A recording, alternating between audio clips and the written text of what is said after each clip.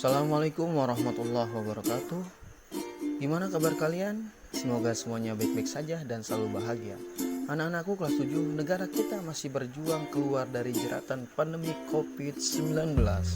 Yuk kita tetap patuhi protokol dan jaga kesehatan kita dan orang lain di sekitar kita. Anak-anakku, bagi kalian yang belum kenal Bapak, perkenalkan nama Bapak Jaliluddin. Kalian cukup panggil saja Pak Jalil. Hai semuanya, kali ini kita akan belajar tentang kerajinan serat dan tekstil bab 1.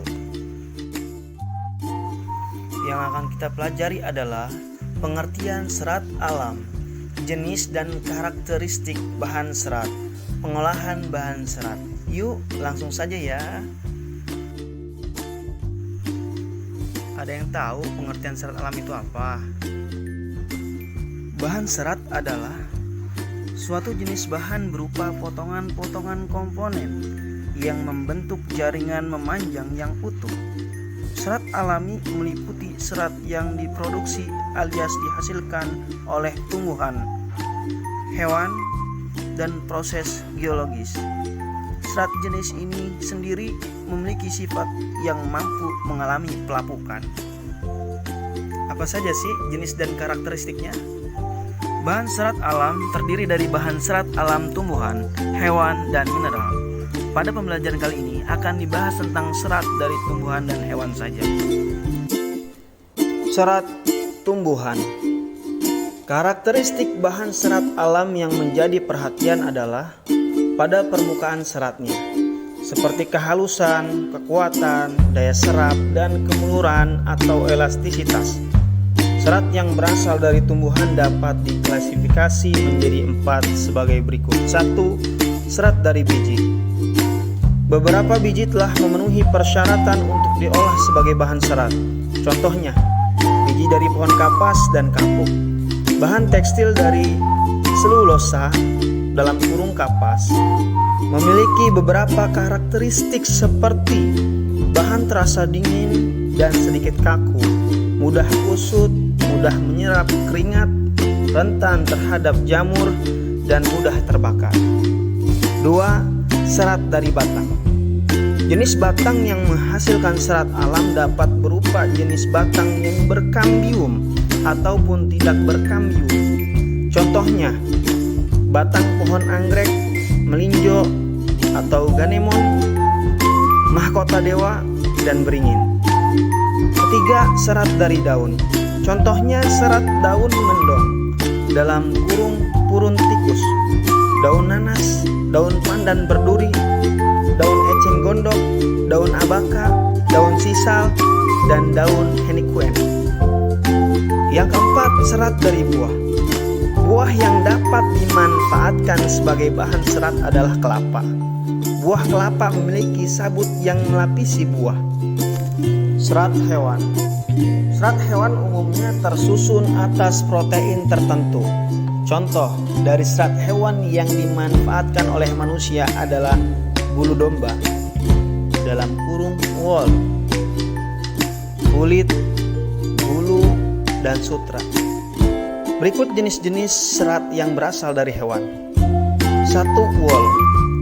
Serat wool tumbuh dari kulit domba dan merupakan serat yang relatif kasar dan berkerut dengan sisik pada permukaannya. Serat wool terdiri dari protein.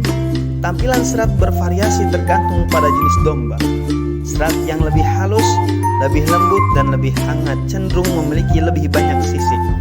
Serat yang lebih tebal dan kurang hangat memiliki lebih sedikit sisik dan kasar.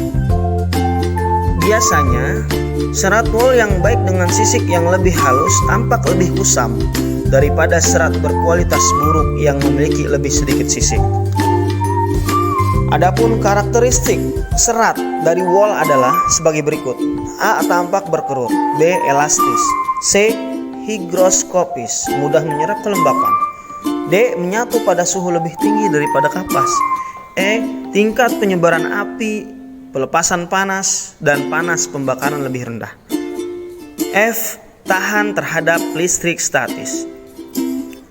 Selanjutnya serat sutra. Serat sutra berasal dari air liur ulat. Serat sutra berasal dari air liur ulat saat menjadi kepompong. Jenis kain sutra memiliki daya jual yang tinggi karena memiliki kilau dan kehalusan yang tidak dimiliki serat lain. Kekuatan serat sutra pun baik namun dalam keadaan basah. Dalam keadaan basah, kekuatan serat sutra berkurang 15%. Serat sutra memiliki ciri-ciri fisik licin, berkilau, lembut, kenyal, kuat, dan dapat menyesuaikan diri dengan temperatur udara yang ada. Jika dijadikan sebuah pakaian, serat sutra akan terasa dingin dan dapat menyerap keringat dengan baik. Namun serat sutra dapat berubah warna menjadi kuning jika terlalu banyak terpapar cahaya matahari. Serat sutra juga tidak tahan panas dan asam, tetapi tahan terhadap ngengat. Selanjutnya, apa saja pengolahan bahan serat? Ada yang tahu? Pengolahan bahan serat, baik secara manual maupun menggunakan mesin, dapat dilakukan dengan cara berikut. A. Pemintalan benang. Pemintalan merupakan proses pembuatan benang dengan memilim dan menjalin secara bersama serat-serat tumbuhan dan hewan. B. Penggulungan benang. Dalam tahap ini, benang yang sudah dipintal akan dilakukan proses selanjutnya, yaitu digulung dengan alat penggulung benang. C. Pencelupan warna. Benang yang sudah digulung akan menjalani proses selanjutnya, yaitu proses pemberian warna pada benang dengan cara dicelupkan ke wadah yang sudah diberi pewarna. Selanjutnya, mengeringkan benang tersebut. D. Penenunan benang menjadi kain. Setelah benang-benang tadi kering dengan sempurna, langkah selanjutnya adalah proses penenunan menjadi kain. Benang yang telah jadi bahan baku dapat digunakan untuk membuat makrem dan tapestri, sedangkan kain dapat digunakan untuk membuat kain ikat celup.